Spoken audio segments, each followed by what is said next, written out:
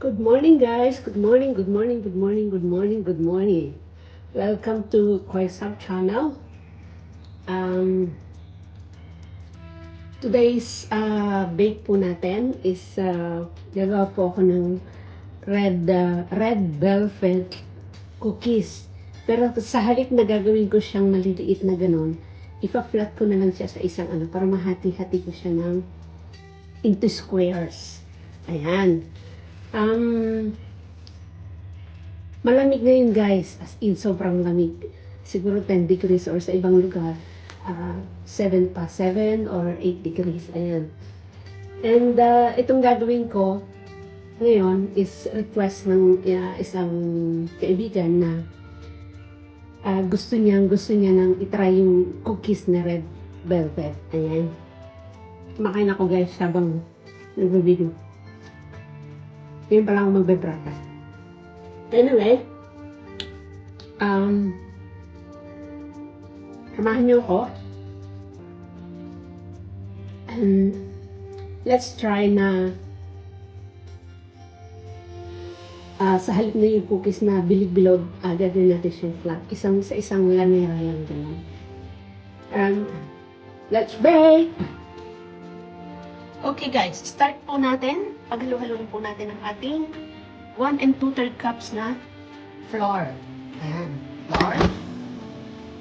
Tapos 1/4 cup na cocoa powder.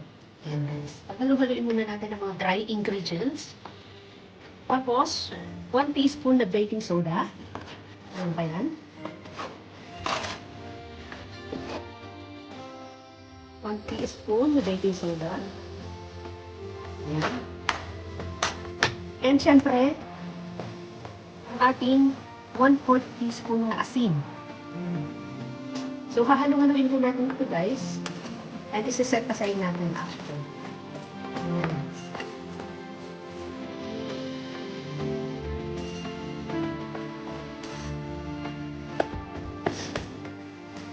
Haluin po natin ang maayos para mag-mix siya talaga ng 100%. Guys, pwede yung gamitin ito para mas okay yung paghalo natin. Ayan. Yun guys, iset aside po natin. Iset aside po muna natin siya. Okay guys, isusunod po natin ang ating butter. 1/2 cup po yan. 1/2 cup na butter. And 100 grams po na white sugar. 100 grams. Ayan. And i-mix po natin siya.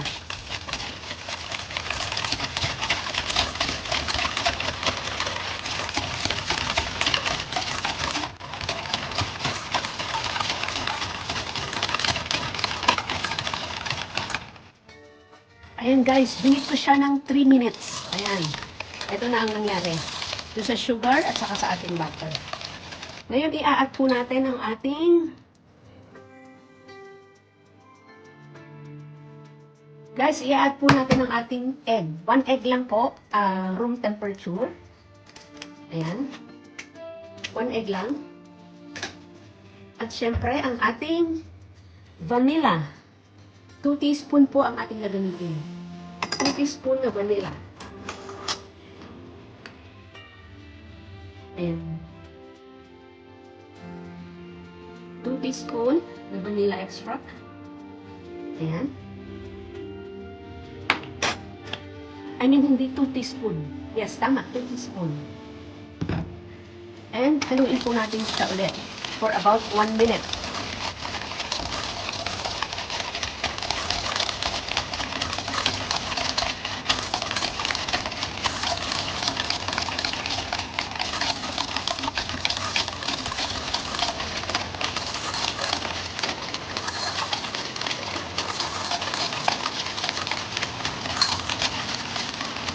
Ayan.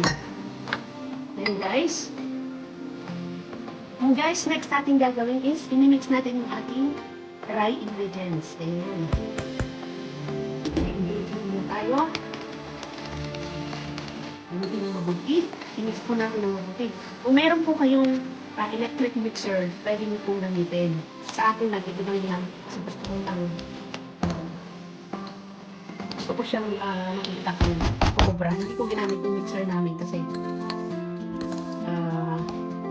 mas gusto ko siyang i-mix by kamay. Ayan.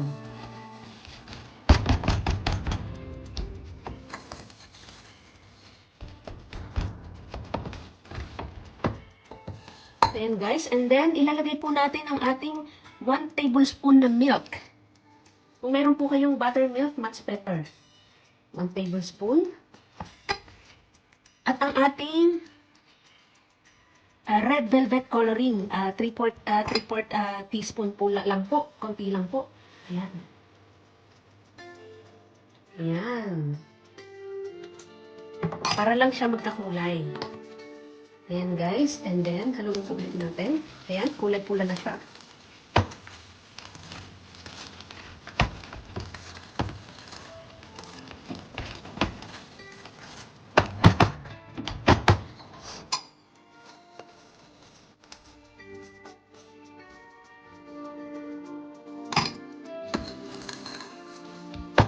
Ito lang mahalo natin ng ayos.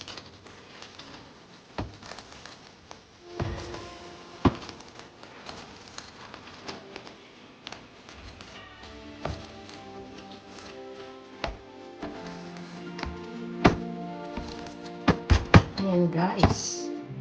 Siyempre, usin natin.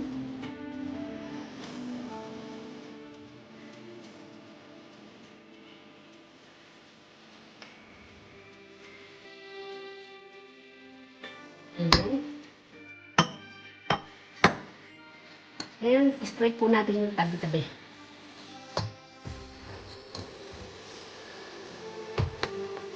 And guys, pagkatapos nito, ilalagay natin siya sa ref for at least 1 hour. Ayan.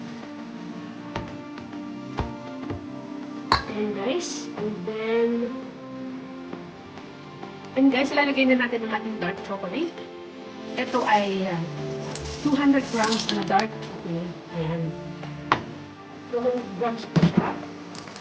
Alagin po natin. Before natin ilagay sa fridge. Para medyo tumigas po siya bago natin siya i-bake. Para mas maganda yung resulta. Ayan. Dark chocolate po ang ginagamit ko para healthy at hindi siya masyadong matamis. Ayan guys. O, diba? Ang ganda ng kulay. Ang ganda ng combination ng kulay. Ayan. So, ano natin yan? And guys, ito, ilalagay na natin. So, sa halip na gagawin ko siyang bilog-bilog as cookies, is ilalagay ko na lang siya sa isang container, isang baking tin. At gagawin ko na lang siyang parang yung flat na parang mahiwa ko siya ng square-square. Parang brownies, kumbaga. Ayan. And guys, kasi natin. Ilagay natin dito guys, ilalagay natin sa fridge. And kayaan lang natin doon for at least 1 hour or 2 hours. Para hindi siya malambot na malambot pagka, kasi mabilis lang itong lutuin. About 15 to 20 minutes lang ito. Okay na. Ayan, para mahiwa ko siya ng pag-ganang-ganon. Kasi nga, marami yung kakain. So, pag isa-isa ko siya ng bilog, baka hindi magkasya. So, diba? Ayan guys.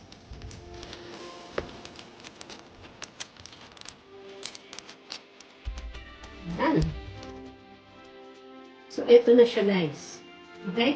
Lagay natin siya for an hour sa ref. Saka natin siya i-bake. So, ang pagbe-bake po nito is, 160 centigrade sa oven. Tapos, ang nakalagay kasi sa recipe is 11 minutes to 14 minutes. Ako ginagawa ko at least 15 minutes para hindi naman siya ganun kalambot. At pagkatapos, pag tinango ko na siya sa oven, pinapato ko siya sa tubig. Sa langganan na may tubig, at tin na may tubig, para hindi siya maluluto ng parang tamang-tama lang yung texture niya. Ayan guys, so ilagay na natin sa ref. And so guys, nailagay na natin sa fridge na 2 hours hindi kita kasi medyo nakaka ako. So, ilalagay na natin siya sa oven. Dito guys, 160 minutes. 160. Tapos na-preheat ko na siya. Sabihin, mainit na. So, ilalagay na po natin. Siguro for about 12 minutes, 11 to 15 minutes. Tingnan na lang natin. And let's see guys. At titikman po natin siya mamaya. Yan. Kahit yung sa corner lang siguro. Try lang natin.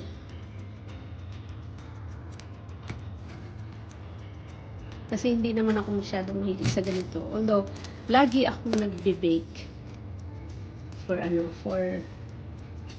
sa mga taong pwedeng, sa mga taong umorder, sa mga taong kilala akong nagbe-bake. Ayan. So, tikman lang po natin siya guys. Ayan. So guys, ito na siya. Titingnan nyo.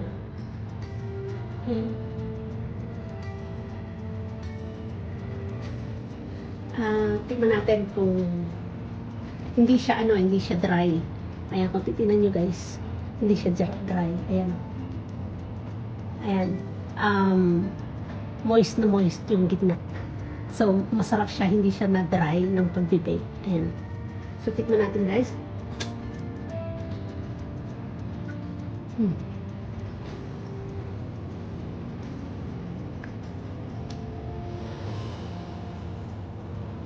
Sakto lang po. Hindi siya matamis. Tama lang yung timpla. Hindi siya dry. Moist na moist siya. So, perfect po ang ating pagkakagawa. Perfect na perfect. So, thank you guys for watching. And, sa mga hindi pa po nakasubscribe, subscribe na po kayo sa ating channel, Koisa, para updated po kayo sa ating mga i-debate pa in the future. Every Friday po kasi nag-debate ako talaga. And tinatry kong mag-try ng ibang mga recipe, ng ibang recipe. Tapos ginagawa ko ng twist, ginagawa ko ng ibang way. Or let's say, yung nga pwedeng dark chocolate and white chocolate. So kung gusto niyo pa po ng maraming video about baking, marami pa po ako i-post. Pero may mga hindi pa ako hindi ko pa na-post. Hindi pa na-i-premiere sa YouTube. And waiting ako na sana magawa nyo rin in the future. Kung hilig talaga kayong mag-bake.